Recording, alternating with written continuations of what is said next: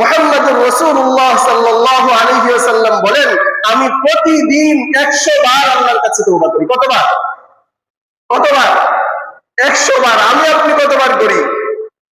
মুসলিম শরীফের বর্ণনা, মুসলিম শরীফের 2702 নম্বর হাদিসের বর্ণনাকারী হলেন হযরতে আগার ইবনে ইয়াসার আল মুজানি রাদিয়াল্লাহু তাআলা আনহু।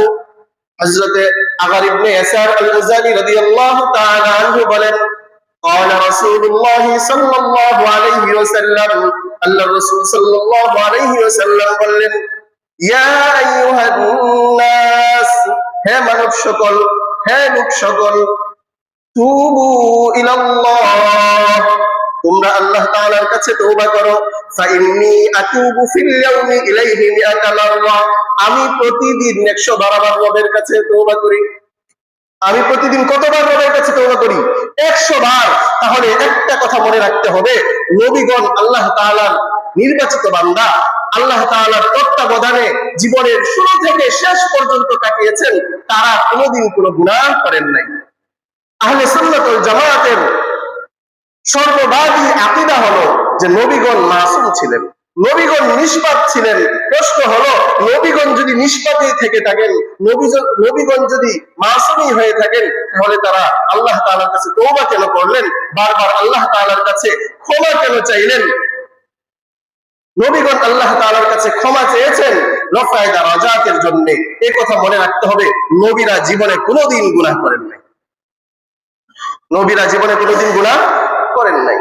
উম্মতকে শিখিয়ে দেওয়ার জন্য নবীরা আল্লাহ তাআলার কাছে তওবা করেছেন, যেন নবীদের দেখা দেখি উম্মতরাও যেন আল্লাহ তাআলার কাছে বেশি বেশি কি করতে পারে? তওবা করতে পারে। এই ব্যাপারে সূরা হুদের মধ্যে আল্লাহ তাআলা বলেন যে সামুদ জাতির কাছে আমি তাদের একজন ভাইকে পাঠিয়েছিলাম, নাম হলো হযরত সালেহ। হযরত সালেহ আলাইহিস সালাতু ওয়াস সালাম তার জাতিকে তিনি তওবা করা শিখিয়েছেন, ইস্তিগফার করা শিখিয়েছেন।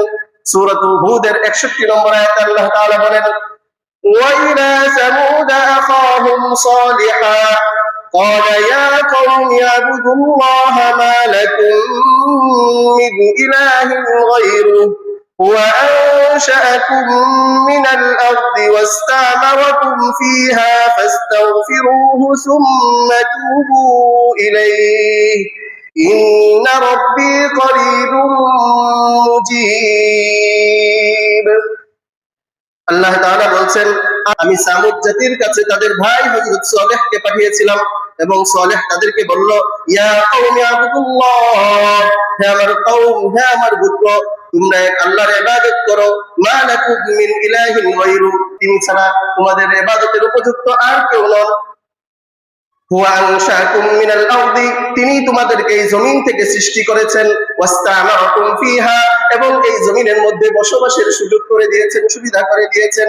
ফাস্তাগফিরুহু, সুতরাং তোমরা তার কাছে ক্ষমা প্রার্থনা করো। সুম্মা তুবু ইলাইহি, এবং তোমরা তার কাছেই ফিরে যাও।